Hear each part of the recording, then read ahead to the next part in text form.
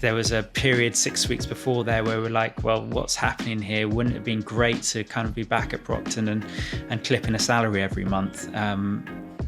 So there was kind of a lot of risk put there, but we wanted to do things our own way. I think this whole like bro culture and private equity mentality and like wearing the gilet and working till 4 a.m. and like that being a badge of honor, we try to kind of get rid of all of that. Why social impact? Well, I think it was how do we give back to the community. Why? But why? Yeah. Because I think basically why be in business unless you're going to be good?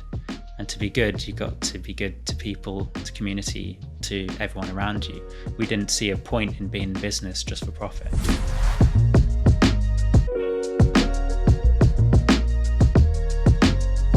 Max, welcome to the People Property Place podcast. Thanks for having me. Not at all. Well, look, it's been quite a long time coming, and I really appreciate you coming on today. So excited to unpack a little bit more about your journey and how you see the market today. But before we get onto that good stuff, can you tell me how and why you got into real estate? Well, I think it's probably by, if I look back, I probably shouldn't have gone into real estate. Okay. It was probably being rebellious. The family business is in the automotive industry, and that's been, going for over 100 years or 120 years this year. And, the path would have been much simpler to go into the automotive industry. I didn't want to do that, partly because that's what my dad did. And so I decided, let's do something different. And he sold cars. So I said, well, maybe I could sell houses. And, after an international business degree, as my undergrad, I decided that I wanted to go into real estate. I didn't have any connections in real estate, so started applying for jobs. It was 2007, and everyone in 2007 wanted jobs, wanted people with real estate degrees, which is not what I had. So either that or you knew someone in the industry. So instead of kind of getting a traditional job as a graduate surveyor, I ended up working for Foxtons, selling houses. And so did that and saw the kind of the peak of the market with then the kind of the turning of the market in 2008 as kind of Northern Rock and Lehman's kind of came through. And whilst doing that, I also applied for my master's and did that in Cass Business School. So that was the journey into real estate, quite, in some respects boring, but it was kind of more of a knee jerk of not wanting to be following in my dad's footsteps and kind of setting my own path. And did you know when you went into a estate agency that wasn't the route that you ultimately wanted to go down, or was it kind of a needs must and first peg in the sand? It was kind of, I'd missed the boat on the September intake. And so I knew I couldn't get a job till the following September at the earliest. And so actually, I couldn't get into the degree until the following September. So it was really kind of a year's experience, on the ground, which served as a filler before starting my real estate masters. And were you good at it? Well, I won't. Yes, I was pretty good at it. I was pretty good at the estate agency. Yeah, I think I kind of found my way in that and met my best friend, who is my current best friend today. And we were number one and number two, and I think there was an element of competition between us two, which was driving us forward. And so we were kind of living fast and working fast, and everything was about kind of competing against my best friend at the time and him the same. And so that kind of worked out really well. So you did your master's at Cass. The world had kind of turned. What was your thought process in terms of trying to move into the kind of the commercial real estate world? Well, I think, if we just dwell on the masters, I think what was really interesting is that the lecturers were rewriting the course on a weekly basis based on how the world was changing. Prior to 2007, for 20 years, it was real estate just goes up. So it's just a question of how much real estate goes up each year. And, so all of the course materials were kind of outdated, and they were being updated on a weekly basis, so that when we were going into those lectures, we had a very different insight into perhaps what the real estate master's course was. And so a really interesting time to not be necessarily on the front line working on it, but to be studying it, reading it, based in the city and kind of seeing it all unfold. So it gave you proximity without being actually in it and gave you some perspective or an ability to kind of look across the wider market. I guess we were in a padded room, so we couldn't do ourselves any damage, and it was a good place to kind of learn and work out our views. As lecturers and people we were speaking to were learning their views. I mean, I remember the milk round, where all the companies come in and you're going around trying to, see whether you want to apply for jobs with these guys.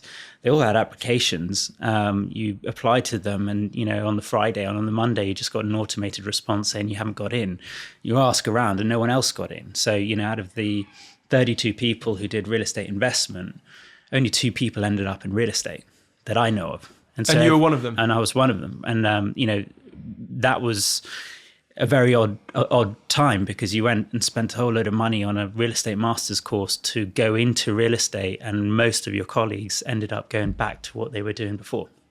As a kid growing up, you touched on kind of being rebellious against maybe kind of the family business. What were you like kind of academically? I'm definitely a B student, Really? I think if I really enjoyed a subject, that's when I was very good. I think the only subject I could probably say I really enjoyed was economics. Everything else was kind of, some subjects, classical civilization and Latin, I just saw 0 point. History, I quite enjoyed learning the history. Maths, I was pretty good at, but it wasn't fascinating to me.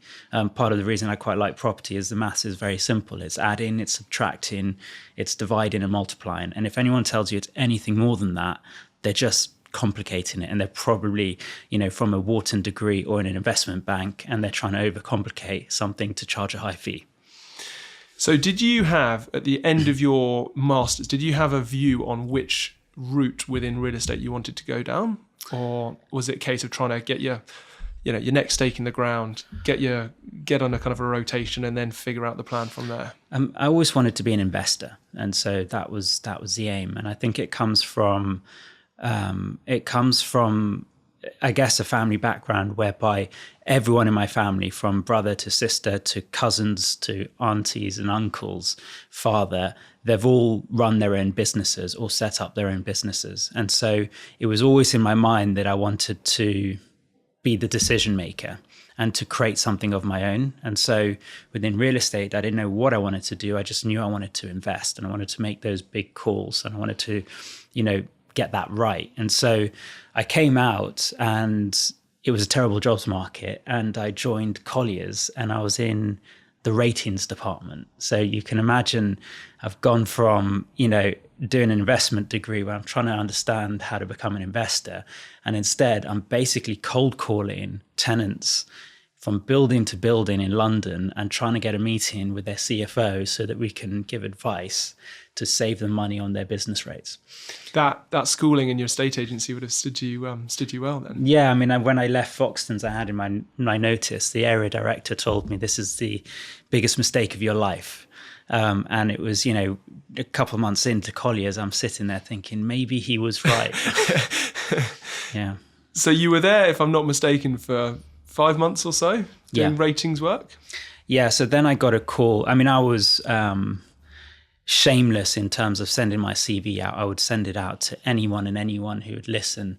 And I had my CV on the desk of a recruiter who was kind of a one-man band, and I can't actually remember who it was, but he gave me a call maybe 4 months later and said, your CV's on my desk. I'm doing some work for senior positions for this big US pension fund. They need an analyst, and you're the only analyst in my in tray. Can you meet with them? And so fortunately enough, having been turned down more times than I care to admit, I get an interview, and I'm pretty sure I'm the only person, interviewing for this role, and I get the job. I knew I was going to get the job because Paul Wilson, who was interviewing me at the time, who was from TIA, he was kind of talking to me and not allowing me to kind of talk myself. So spent kind of 40 minutes. He probably spent 40 minutes of the interview and talking. So by the time I walked out, I said, well, I didn't have to say much, which probably is a good thing, which means I might have just got the job. I got the job. The job wasn't quite as advertised. It wasn't an analyst role. It was kind of an office manager role with an analyst job on the side. And so we were in a Regis, and I was making tea, fixing printers, booking flights. But after hours, I was able to kind of do some real analyst roles. And so, first job was underwriting a shopping centre in Germany with 100 tenants, all on different kind of indexations, everything in German, and kind of trying to build a model from scratch to understand what we should or not, what we should be paying for the asset. So that was kind of invaluable experience. And I think if I look back, I think the reason I got the job is they saw that I had done Foxtons, and if I could do Foxtons, I could definitely have done, worked hard and kind of mucked in. It's that grit, through Foxtons, 2 out of 35 people to get to Colliers, and you clearly sounded quite headstrong into the direction you wanted to go at, and you weren't prepared to let a couple of these roadblocks, be it GFC or kind of wider things, get in your way. Yeah, I think that's probably right. And, that was probably a mistake. I should have just retrained and become a software engineer. I'm not really sure, why, having come up with all of that adversity, that I decided that real estate's where I wanted to be. And if you kind of could go back, I think most people on your podcast, if they're being truthful, would probably say, yeah, I made a mistake going down this career path. I could have made a ton more money and probably be retired if I'd gone into anything IT related. Was it a case of just wanting to prove your dad wrong or your family wrong, or kind of it going, everyone else has set up their businesses in different kind of areas. I'm picking real estate and I'm going to be really pig-headed about it and stick with it? Yeah, I don't think I was trying to prove anyone wrong. I think I was trying to become independent. And so, I grew up in Gibraltar, and in Gibraltar, there's a lot of family businesses. And so most of my peer group would go to the UK for education and then, do a few years and go back and join the family business. And that's a, well-trodden path and perhaps a much easier path. And for me, for whatever reason, I was like, no, I want to do my own thing. I want to be independent. And so for me, it was the speed at which I could become totally financially independent was the measure of success. And I felt that, the path I was on was allowing me to do that. From Foxtons to Colliers to TIA, I saw a path where I could earn very good money in something that I was enjoying and felt that I was good at. Curious about as well, clearly. So you were office manager come analyst, picked up your kind of old lecture books and kind of figured out how to model or underwrite this deal. Well, yeah, basically I worked out that with Excel, and this is like a gripe I have for all of the courses. They just don't teach you Excel modeling. And so, you go into your first job and all your employer wants you to do, if you're in an investment role, is to be able to model, and you just don't know how to do it. And so you have, great programs like, Tristan are doing, where they have these analyst programs, or the investment banks. And so typically, if you want to go into real estate private equity, you go to an investment bank for 2 to 4 years, and then you come out of that and you become an analyst in private equity real estate. So I figured out that with Excel, all you had to do is know how to do an if function. And basically it's if this, it goes to A, if it not, it's to B. And then you can create another if function from that. So I was kind of using that as my best friend, which anyone today will tell you is a terrible way of modeling, but it was coming up with the right answer. And it was giving me the flexibility to build in all of the sensitivities and scenarios I was able to do. And so it was taking me forever and an age. I didn't have any support because my senior directors didn't have experience of Excel, because Excel was kind of predated them, because it was myself and effectively 3 senior directors. Because they cut the rest of the team just due to the GFC, just cost cutting? There actually wasn't a team. So the team started in I think it was September 2008, which was Paul Wilson. And basically they took over the asset management of the existing assets, both in the UK and Europe. So when I joined, we were piecing together tenancy schedules of the deals which were already on the balance sheet, and then with a huge firepower to go out and deploy. But the GFC interrupted, I guess, the building out of the platform and the growth of that, which was great for me because it basically meant that I didn't have any competition around me. I didn't have anyone to learn. except for these very senior people in the industry, which meant that I was always in the room.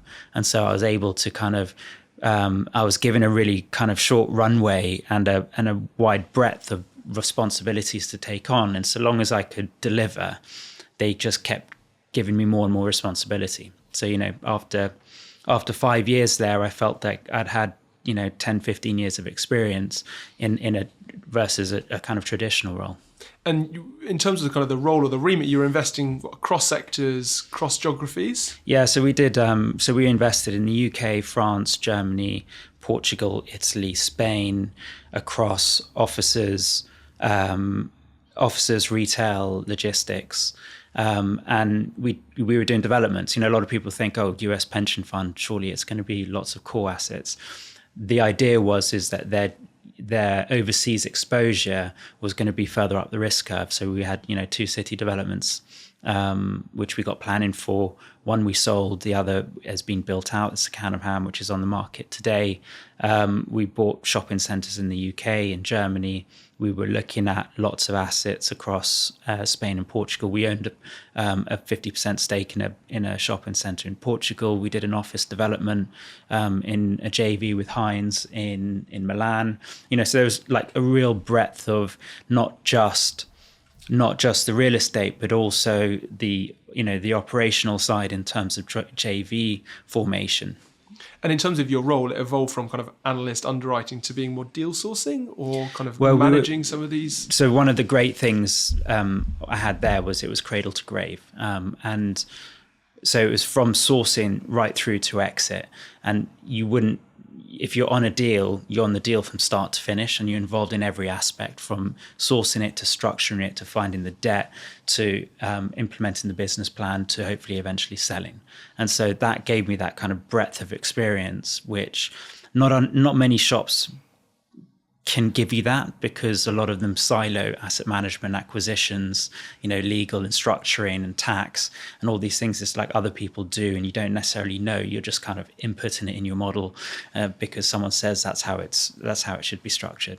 At what stage did you think I found the exact role, or I found the part of real estate that I really want to double down on?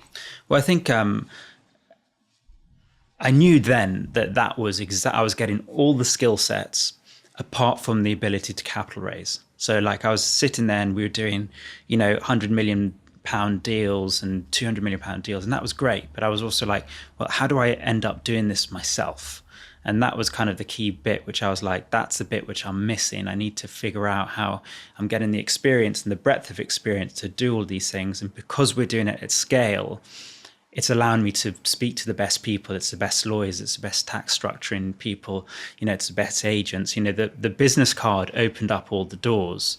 But what it wasn't giving me was, okay, well, how do I turn this into my own business? Because, I can't just go and knock on the door of a pension fund and say, hey, will you give me a couple of billion and let me go off and make some investment decisions? The catalyst then for the next change was when the real estate arm of TIA effectively merged, but was really a reverse takeover with Henderson Property Investors' real estate business, which is now called Nuveen. The reason I say it's a reverse takeover is whilst TIA was the acquirer, we were 10, they were 200, and the heads of all of the various departments were going to be Henderson people. And so we were kind of fitting into their business. And what that did is that basically very quickly I realized that, well, this can't be for me if this is what I want to do, because I've gone from jack of all trades to suddenly being told, do you want to be a central London office guy? Do you want to be a Spanish retail warehouse guy?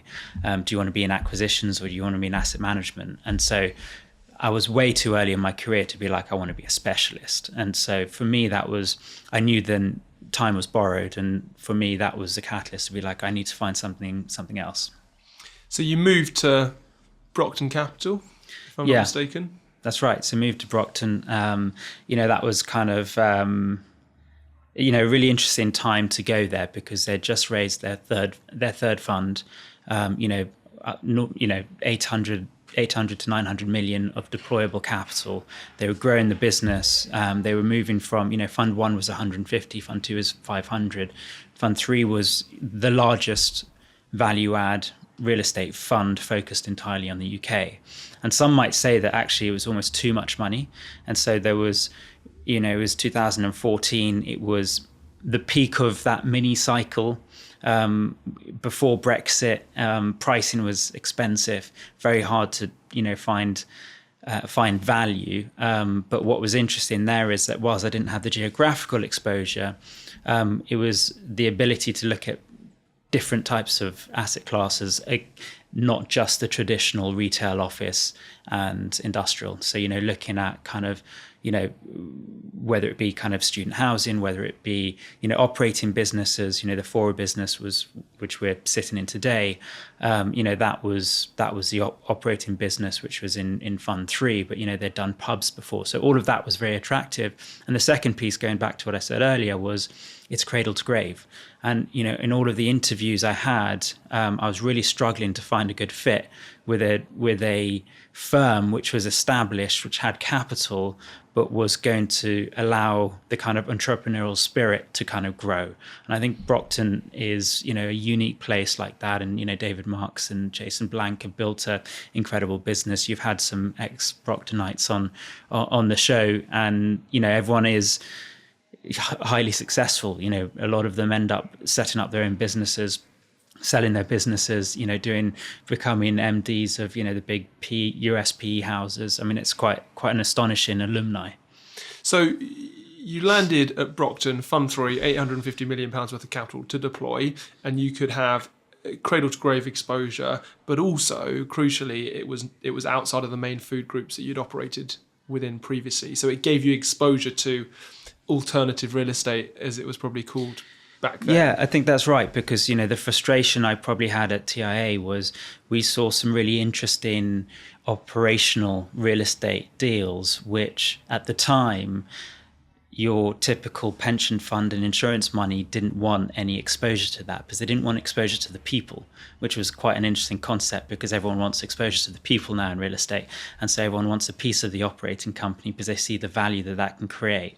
Whereas back then it was the opposite. Everyone was like, I'll invest in the propco, don't give me any of the opco exposure, because I just see that as risk.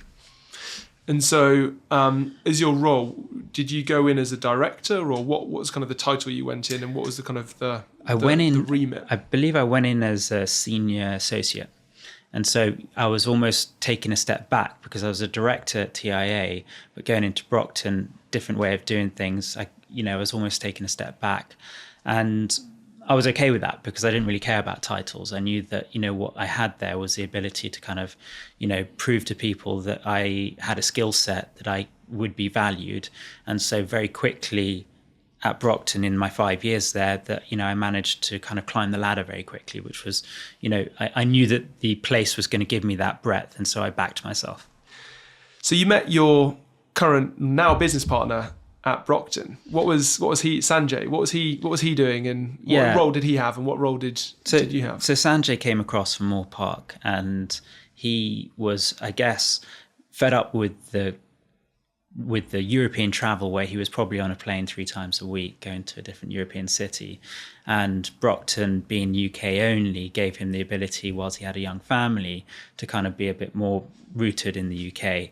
And he came across as head of capital at Brockton, which was an interesting role because it didn't really exist in many other funds. And I'd say that what his job is how do you make the cost of capital both on the equity side and the debt side as low as possible. Right, as you're trying to deploy 15% IRRs, you're like, how can I get there by effectively reducing my cost of capital by getting, getting debt in place, which is accretive, but also working on the equity side and lines of credit and the rest of it. And he was kind of acting effectively like a fund manager, because he would see that when we did a retail parks deal, which was high income, he would see how that income was really important at the early life of a fund to help defeat the J curve, which is, everyone's worst nightmare as a fund manager, is that, that initial ramp up as you're getting equity out the door and you've got all of these heavy costs running, and that you're a negative IRR before you've done your first deal, which investors don't like, fund managers don't like, because it's a drag on their performance. And so he was kind of seen as to looking at things a bit more at a macro view and how that could change. I think what was really insightful, and I guess when we came together and when I saw the real value of Sanjay, was he was really good at reading people and understanding what people's real views were. We, in our British society, we don't often like to say what people think. And Sanjay sat on the investment committee. And your investment committee at Brockton is you can imagine it's like going into the war room. It's not light-hearted, and people are wanting to make good investment decisions. They're asking the difficult questions. So you're kind of back up against the wall. You're taking a deal there, you're backing it, you've done a lot of work on it, you think you've covered all the questions that you might be asked, and in come another three which just take you left field, and you're kind of fighting fire, and you're trying to get through it to survive another day, because investment committee wasn't you go once and you get approval. Investment committee typically was you go once and you're back every week until you close the deal, and every time they're difficult questions. So with Sanjay there, what was interesting was you'd come out of that room and you'd be licking your wounds a bit, but then you'd go, right, Sanjay, what did people really think? What were what was behind those questions? And he had a really good insight into be able to kind of say, well, look, you've got to answer these questions, so that next time I'd go in, I'd have the answers to the questions that weren't really asked in the room. And so that for me was like really insightful. And like Sanjay's background and my background are so different that together we were actually, a great force. So he's a lawyer by background, if I'm not mistaken. Yeah, he started, barrister, lawyer, investment banker, and then went to Moore Park, where he got, was on the deal side, and then went to Brockton and was on the kind of, I guess, the fund management side to, which is very different. Whereas mine's pretty traditional. Mine's, find a good deal, invest in a good deal, do the asset management, get the debt, sell the property, make some money. And he's a bit older than you, right? Yeah, he's I think 9 years older. But you kind of built that relationship, just working together closely, but kind of going pitching and almost having him as a counsel as to how you could, a mentor of sorts, to how you could kind of improve or kind of get deals through, or be able to, I guess, coach you in terms of how you could present and improve and pitch and actually. I think we were both bringing something to the table, and so he was bringing. When going into a pitch with Sanjay to an investor, right, there's some difficult structuring questions, there's some difficult, maybe legal questions or things which he can articulate in a much better way. And, the minute you start off with, background of a lawyer, it gives a lot of comfort, right? And my experience is much more on the deal side and the investing side, which also gives a lot of comfort. And I think, in many respects, I'd never thought to set up a business with a partner. It was when I met Sanjay that I realized actually that's the best way to go, and probably one of the best decisions I've made. Where did the idea of Tokoro Capital come from?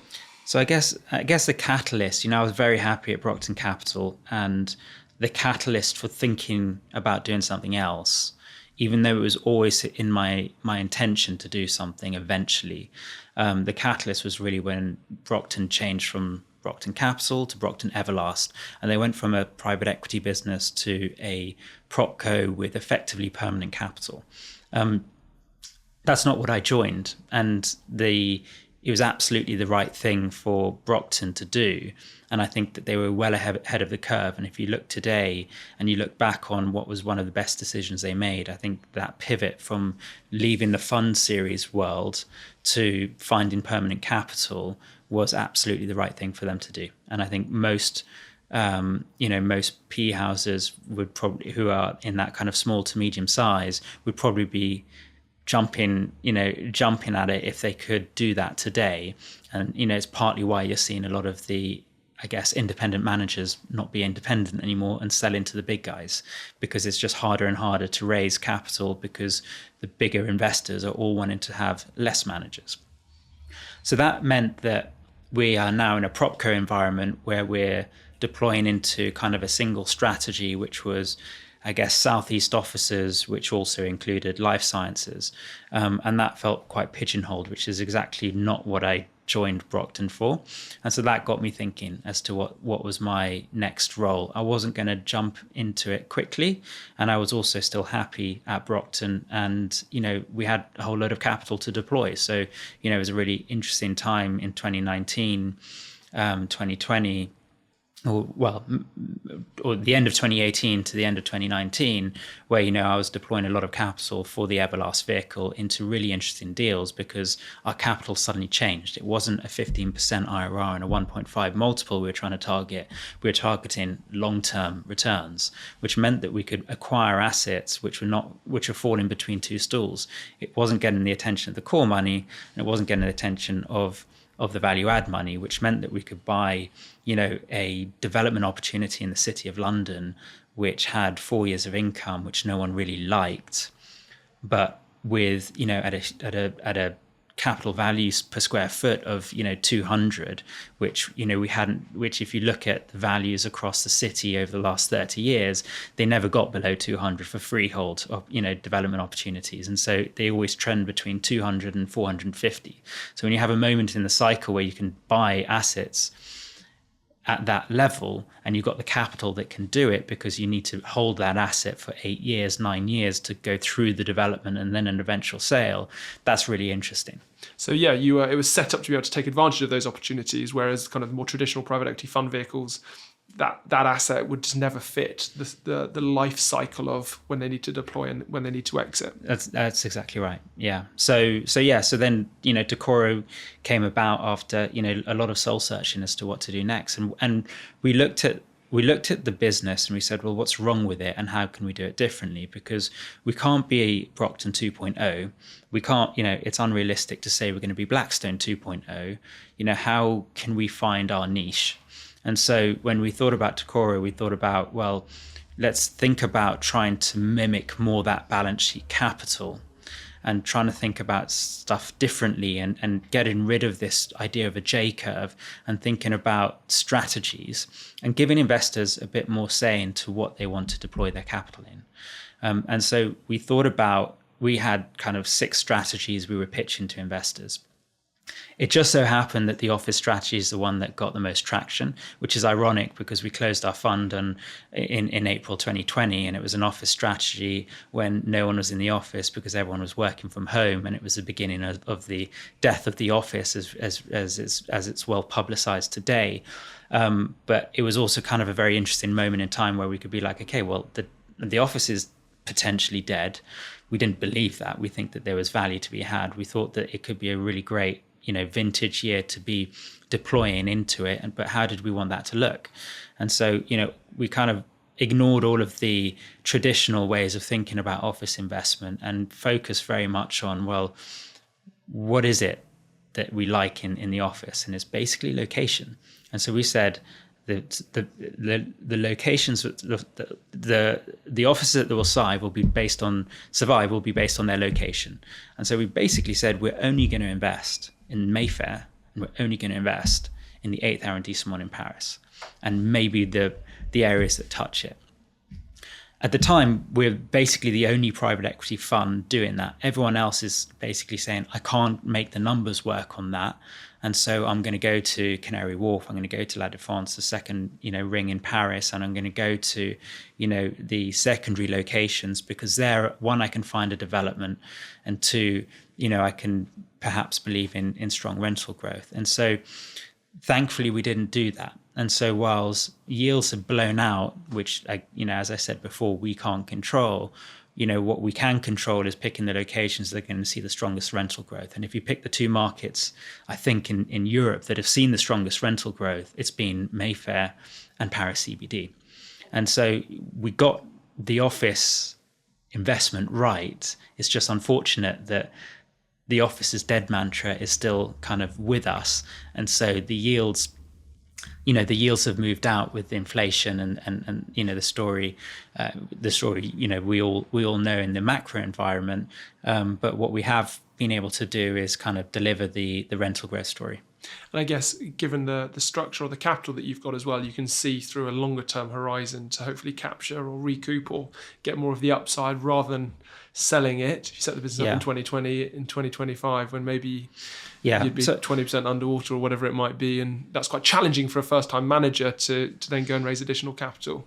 Yeah, I think, it's all about track record, right? And so our fund is so important to us, is we've got to deliver the right track record. We had an office fund.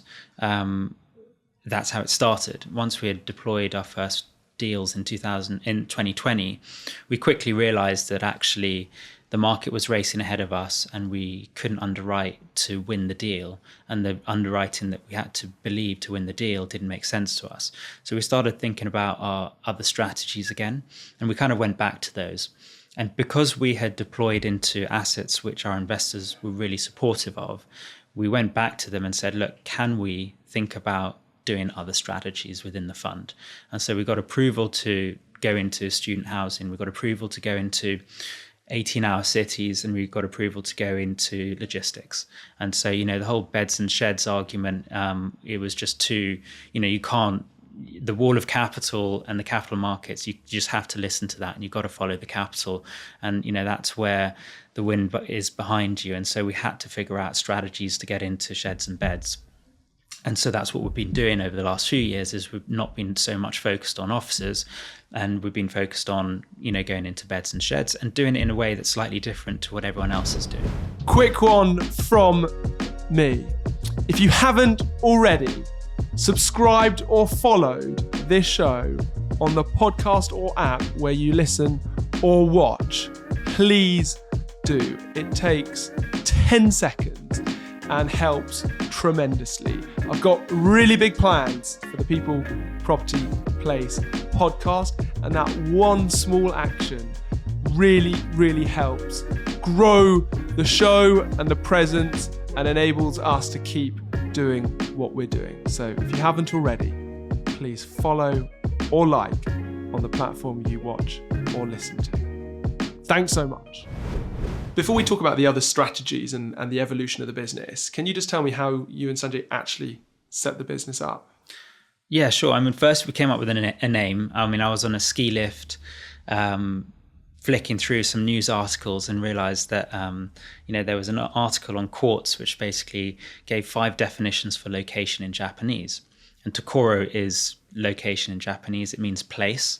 And that was quite cute. It kind of made sense. It wasn't a Mayfair street name, and it wasn't just a random name, picked from, out of thin air. And so I quite liked that name. But the second piece to our business, which we were trying to do, is we were trying to bring in the ESG element. It was obviously well documented at the time, but this is, in 2020, before, the environmental, ESG became a really big agenda item.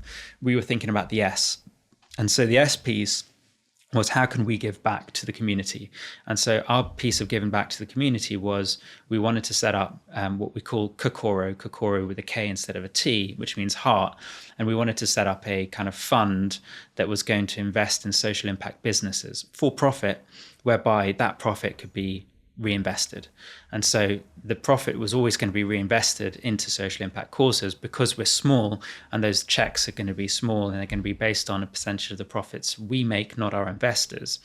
We were just thinking about how can we snowball that to be something meaningful, with maybe one view that in 20 years time, what we're doing, me and Sanjay, is we're running Tokoro with external capital, and we've got a great team who are running Tokoro, and we're sitting on the investment committee, and that we've made ourselves kind of redundant on the real estate piece. And actually on the social impact side, it can be a lot more interesting, because it's not about necessarily just doing real estate. It could be any asset class. Why social impact? Well, I think it was, how do we give back to the community? But why? Yeah. Because I think basically, why be in business unless you're going to be good? And to be good, you've got to be good to people, to community, to everyone around you. We didn't see a point in being in business just for profit. And is that where the B Corp kind of decision came in? Is that where the 1% for the planet came in? Yeah, and really try and test and challenge yourself how you can be for profit but be really good for the community as well. I think that's right. I think, you know, you need the accreditation for it to be real to a lot of people.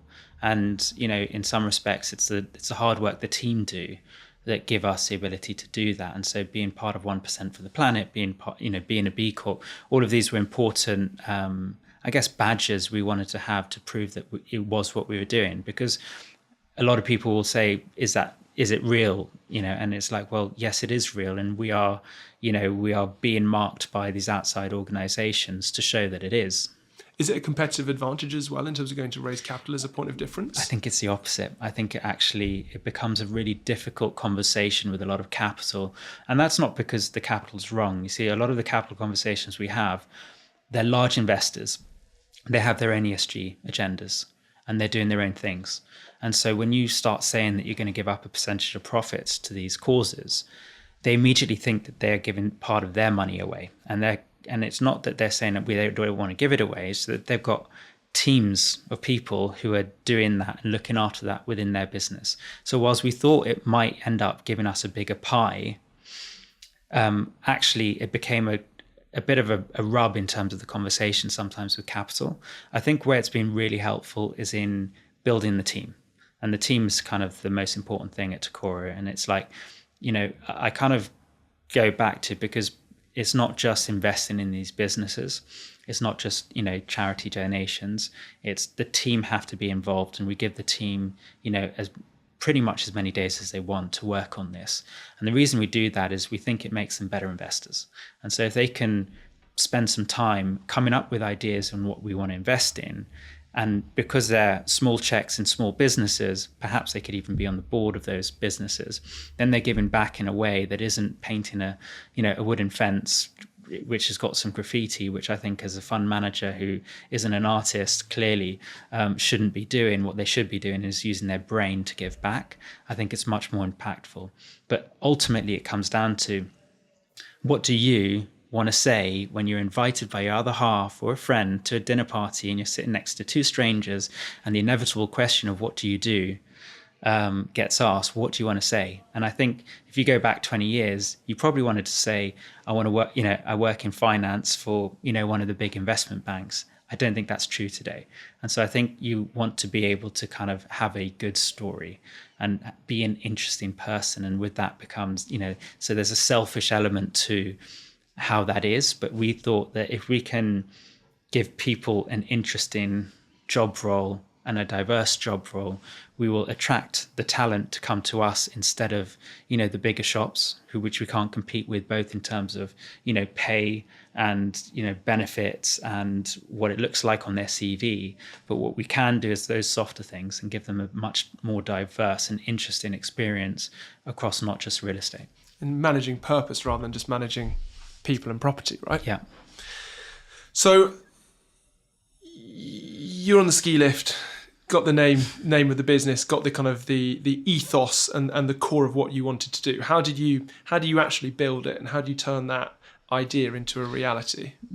You don't have a business unless you got capital. So basically you're then building a pitch deck and you're kissing a lot of frogs. And you're just knocking on a lot of doors, and you're using your contact base, and you're just trying to get in front of anyone and anyone who will listen to your pitch to see whether, one, it's going to work, and two, whether you can raise some capital. And it's, you know, it's the age-old thing of the first dollar is the hardest dollar to raise. It really is. And so, you know, we had a lot of people turn us down. You know, I think it was at the time, you know, it was not an easy environment. And I think we were bridging COVID as well during that piece. And so I think that was the most important thing. And I think if we couldn't do that, then there wasn't much point in thinking about anything else. We knew we wanted to do something different, but we needed cash. And so, you know, having a committed capital to be able to deploy it was the aim. And so it was, all the focus was on that. And so once we got that, then it was a question of, okay, how do we build out this business? And I guess at the time, 2020 with COVID, you know, you couldn't be on planes, trains and boats. Was it just back-to-back Teams and Zoom calls? Well, that was a broad range of investors, which was great in one one hand because you could be super efficient. Yeah. But I guess you miss the human interaction and challenge. Yeah, and I think, that's totally right. I think the efficiency of getting, you could fly halfway across the world and within 30 seconds know that the investor across the table is not going to invest in your fund, and you've just made a trip for nothing. It's not for nothing. You got to know, and getting to know is kind of important because you need those. But, having Zoom made it a lot more efficient from a cost perspective as well. So, we had built a small war chest to kind of spend on planes, trains, and automobiles, which suddenly we weren't having to do as much, which was really helpful for us because it gave us kind of more budget to kind of do things. But as you say, it's very difficult to raise capital on a video, and eventually those people are going to want to meet. And so, but it was a very good way of kind of having that first cut. How long did it take you to get your first yes? 18 months. Wow. Yeah. Having set the business up. Yeah. So it was 18 months. It's very, very difficult. And, most people sort of say, well, everyone always asks the question is like, how did you find the money? It's like, well, hard work. Writing a lot of versions of a pitch deck to try and cater for what we thought was the demand in the space, but also knowing that we're up against all of these established businesses that have got proven track record. And when you're going out and trying to raise money and you're doing it for the first time, no one really cares to what you did before. You're basically a graduate again, and you're applying for the job, and the interviewer is saying, but I want someone with 2 to 4 years of experience. And you're saying, but I've just graduated. And they're like, that's Brockton's track record, and that's Nuveen's track record. That's not your track record. Exactly. So, but eventually someone says yes. And when someone says yes, then a few other people start to say yes because, there's a bit more comfort. And so you go through, a due diligence process, and you eventually, raise the commitments, and then you're off to the races. And so... What age were you when you set the business up, and what was the personal sacrifice at that time in terms of doing it? So I'm 39 now, so I was 34. Personal sacrifice. I was willing to put everything on the line. So, all of my money, I would have sold my house. I didn't need to do any of that. But, that was, I wanted to back it. But at the same time, I was, in some respects, hedging, because I realized that without raising the commitments, we didn't have a business. So what I wasn't going to do was be like, I'm going to drop everything and I'm going to do this, because in the same way as when you're not in a job and you're interviewing, it might be very normal for the guy to take a week to come back to you for the second round. But if you're not in a job, that's a really long wait. And so we knew that it takes a long period of time to raise capital. And even when you get that soft yes, by the time you've got the commitment, it can be 6, 9, 12, 18 months later before you're actually ready to deploy. And until we're ready to deploy, we've got no income coming through to the business. So, I knew in some respects, I knew I always wanted to do my own thing. At the time, whilst I was still young, and I'm still young, it felt like I had a lot to lose. I had a great position at Brockton. I was well respected. I was on a great trajectory. I was earning really good money, and things were a lot easier and simple in some respects. And we formed the fund on the 20th of April, 2020. We had all just got home. There was a period 6 weeks before there where we were like, well, what's happening here? Wouldn't it have been great to kind of be back at Brockton and clipping a salary every month? So there was kind of a lot of risk put there, but we wanted to do things our own way. And you wanted to go fund first rather than operating partner, deal by deal, to prove the track record. We were totally agnostic, and that's why our model wasn't a traditional blind pool fund where we were saying we can deploy into anything. We didn't think we could raise that. So what we said is, here's our 6 best strategies. What do you want to put money into? And then when the idea is that within those strategies, the original idea was we will build a pipeline and you'll come into it. So you'll see the assets, at least the initial, seed portfolio, and then you build out. So in some respects, trying to bridge an operating partner and a fund manager model and kind of be somewhere between the two. And that's how you were able to kind of raise that capital, that commitment for those, I guess, those stock picks or those strategies. That's right, because I think if we were going around saying, please give us money and we're going to decide tomorrow what we want to do with it, I don't think we would have raised money. Whereas if we were like, these are our 6 strategies, right? And the office strategy was the one that got traction. We had enough investors who said, yeah, actually, I buy into that. I can buy into that. And I can see that you've got a great track record of it in the office space, and therefore, you're a safe pair of hands to deliver that strategy. And so we suddenly became a unique offering, because if you wanted to invest in offices through a private equity style model, there wasn't really anyone just doing it in offices. Of course, Brockton were, but they were closed for new capital because they had a single source of capital. And then your other options are through REITs, whether it's Derwent or British Land, really Derwent or GPE for London REITs. So and so we were suddenly creating a bit of a niche. Interesting. And I guess if you'd gone to that investor and said, look, this is my residential strategy, they'd have said, yeah, great, Max, but not one for us. Off you go. Whereas actually with 6 and a portfolio and, robust research and a thesis behind each one, you could kind of cater and then almost like work out who you wanted to work with as much as who wanted to work with you. I think that's right. Yeah.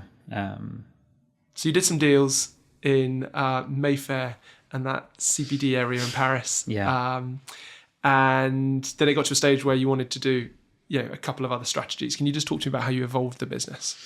Yeah, I mean, look, it was a reaction to the market, and we weren't seeing value, and we were not believing in our thesis anymore, in the sense that we couldn't justify the in price. And if we couldn't justify the in price, what we didn't want to do is deploy all of our capital and suddenly then ruin our track record because we've deployed it all into deals where we've got the cost basis wrong. So we went on back to the drawing board and looked at our other strategies and said, well, which ones of these might work today? And so the 2 we really liked was the student strategy, which is an opco-propco model, which we've launched this year, which is looking at trying to deliver student accommodation for UK students, not the international students, which is what all the PBSA is targeting, but we're buying typical terraced housing and trying to agglomerate and build that to scale and build a brand around it and an operating business to build that out. And that's our kind of, let's call it the bed strategy. And that's, we've got going this year, and that's going well. And we're seeing value in that, and we're seeing outsized returns, and we can make the numbers work to get to value add returns where we can't really see a way to get value add returns in other bed strategies, whether it's single family home, build to rent. We just see the yield on cost, the construction cost impact, and the risks you're taking don't necessarily justify the expected return from how we see it in our underwriting. And then in sheds, we're rolling our sleeves up, working with a great operating partner, Colliers Capital, who are acquiring smaller lot sizes. And the strategy there is very simple. It's acquire smaller lot sizes, agglomerate a portfolio, and sell into the market where people are having to deploy a lot more capital. We think the rotation away from offices and retail has a long way to go, and therefore the demand from larger institutions who are looking at their portfolio and rebasing towards beds and sheds are going to be forced buyers of these larger portfolios, because it's about portfolio construction, not necessarily eking out the best performance. And so that gives them the ability to pay tomorrow's price versus today's price, because that's how they can increase their allocation to it. And we think that's got a long way to go. And so we are at the moment agglomerating a portfolio of kind of urban logistics in top 20 cities, our top 20 cities, which is based on, a thorough macro, demographic analysis, and, where we think we can see the potential for the highest rental growth. So it's granular, smaller lot sizes on both the residential and the logistics strategy, with a view of building scale and a portfolio with a view that a fund manager who's under pressure because they're underweighted to the sector will come in and pay a kind of portfolio premium to take that off your hands, to make sure that their allocation to that particular subsect is representative of the fund's profile. Yeah, I think there's a belief that a single terrace house isn't got much investor appetite from your institutional capital, but if you can buy 1,000 of them and get the diversification benefits and wrap around an operating business that can manage it and refurbish it and drive the income in an efficient manner, then it becomes an institutional product. And I think that's kind of the same with a 3 to 10 million pound shed isn't that interesting for institutional capital, but if you can put 20 of them together and the diversification benefits that come and the size and the ability to write one big check, that's then again becomes a much more interesting product. So we believe that there's a portfolio premium to be had for that. The challenge is just the granularity of it, right? And I guess that's where your angle or where your upside is you're prepared to do the work to pull this together, whereas maybe others aren't. Well, the beauty of not having a large fund means that you can do it and you don't suffer the J curve, right? So we're trying to play our weaknesses as a strength.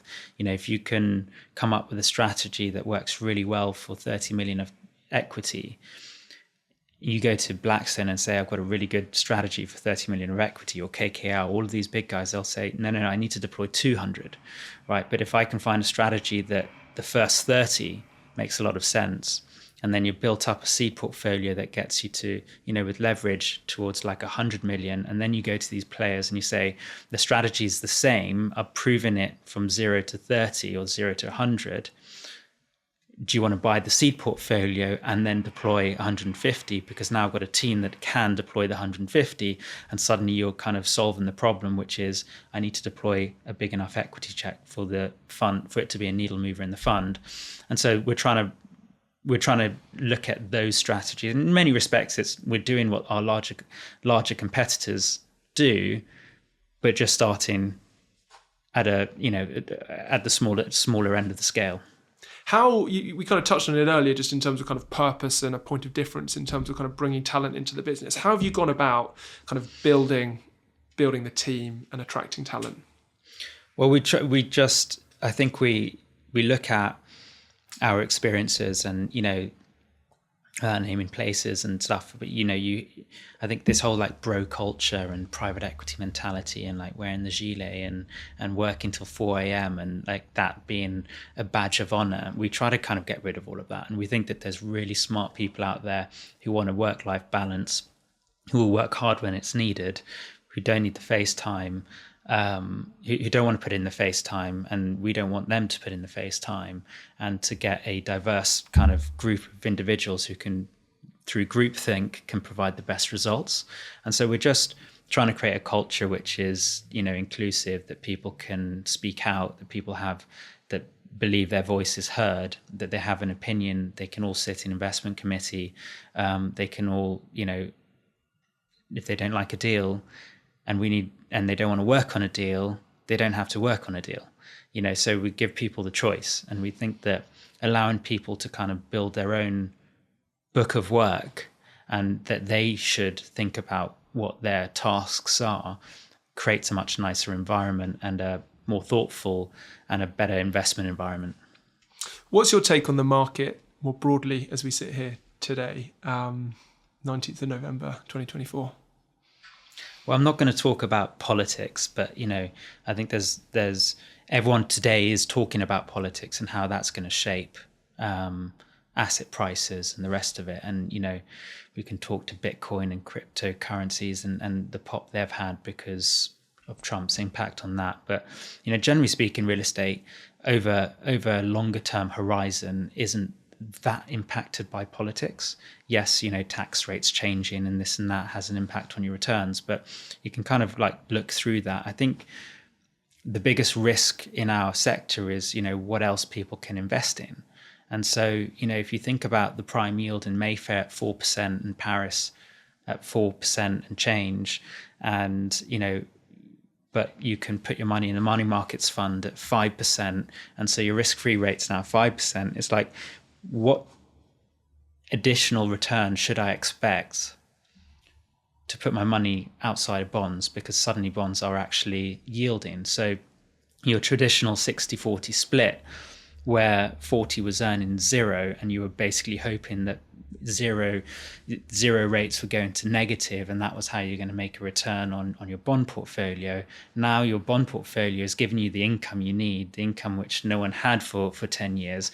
And so real estate isn't as maybe relevant in an environment. And so basically you have to find real estate markets that are going to see continued rental growth and strong rental growth to justify the yields which look like bond yields. And so that's what you got to search for. And that's not an easy thing to search for. And that takes a lot of belief. It takes a lot of belief to be like, I think that, the rents are going to grow by 3 to 5% per annum. But if you don't believe that, you shouldn't probably be investing in those sectors. So I think as a real estate investor, we're searching for that. I think the other biggest issue is ESG and who pays for it. And I think, everyone wants to be good, I think, and people, have to, from a planning perspective, build in a way that's environmentally friendly, and that's coming through. Tenants are at the larger scale beginning to understand that that's what they should be doing, and so are discounting buildings that don't have that. But in a lot of sectors, that's just not the case. And our sector in student accommodation, a 19-year-old doesn't really care what the EPC of a mid-terrace house is, whether it's E or whether it's A. They're not looking at that. They're looking at the rent, and they're just saying, where's the location? What does the fit out look like? If my washing machine gets broken, is someone going to come and sort it out? Yeah, exactly. Within a few hours? They're not paying a premium because the EPC is better, and that's nothing to do against them. It's just they've got a finite resource, and where they're going to put that money to work, and they're not saying that the environment's that important to them. They might say it, but they're not willing to put their money where their mouth is. Yeah, or they're putting maybe their time and effort and resources into environmental issues rather than their money into where they kind of live. I think that's fair. What does the future 2025 and beyond look like for you and the business? Well, I think we built the building blocks and got started, and I think we've got some interesting strategies, and I think what we want to do is scale those. And so it's all about scaling those and creating diversified income streams for the business to create robustness, and trying to create different entry moments into the market where we're trying to get rid of the market movements and trying to basically be paid for the work we do at the asset level. And to do that, you've got to kind of not be highly tied to what your entry price is and your exit price, which is what I was saying earlier. And so I think with our student strategy and our logistics strategy, we're able to do that because we're investing over time. And so that's, I guess wasn't necessarily by design, and we kind of stumbled across it because we like the investment thesis, but actually we really like those strategies, and in particular the student strategy, because we think it can just grow exponentially, and there's no real stop to that, because we see the market as a 50 billion opportunity. And if you think the UK student market is 75 billion of investable stock, 25 billion is PBSA, 50 billion is HMOs. And so can we be 10% of that market? There's no reason why the business we are growing today can't be 10% of that market. We've obviously got to find the capital, but we think that every day we approach that number, the business becomes a more and more interesting prospect. And is it hard raising capital at the moment? It's never easy raising capital. I'm yet to find anyone who's raised capital who says, "Oh yeah, it was easy. We just knocked on a few doors and the money came in." I think everyone has their own unique story and how difficult it was. I've never come across anyone who says, "Yeah, it was easy." So there's a lot of hard work that comes from it.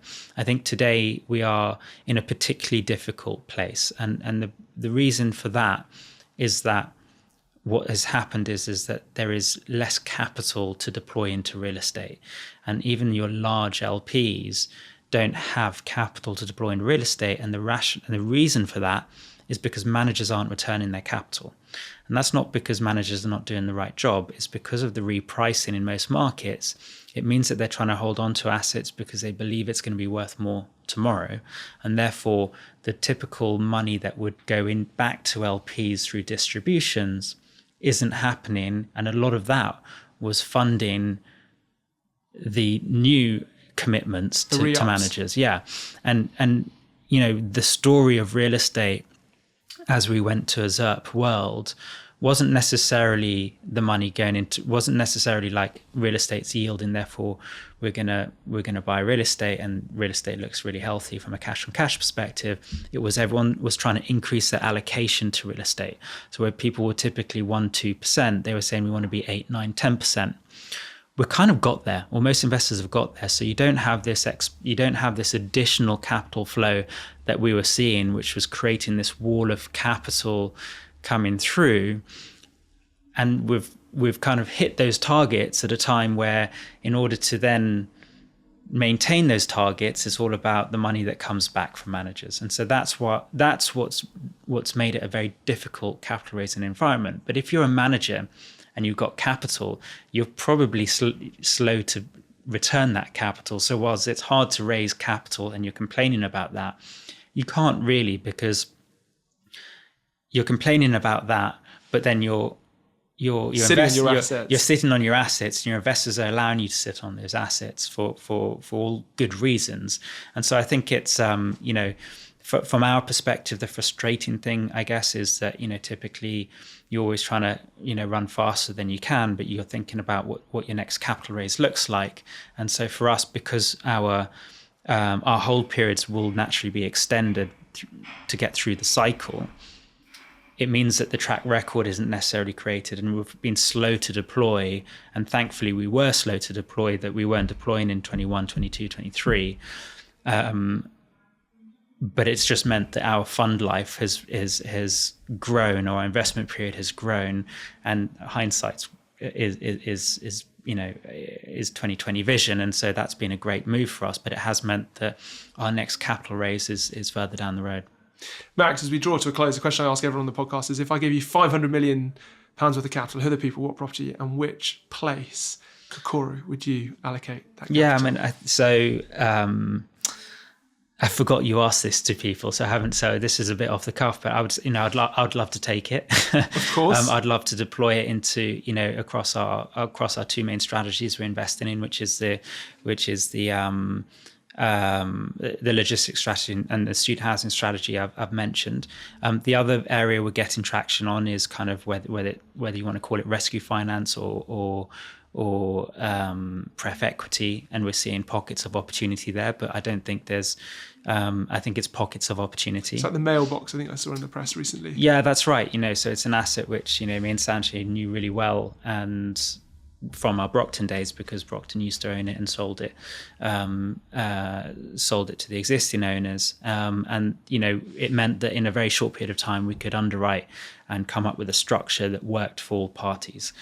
That's sort of rare, and it's very difficult to make it work. But there is a lot of, investors out there who are lacking the equity to finish off the business plan. And so that's a strategy which we're, devoting time and effort to at the moment, and we think is a good place in an environment where no one can underwrite the exit yield.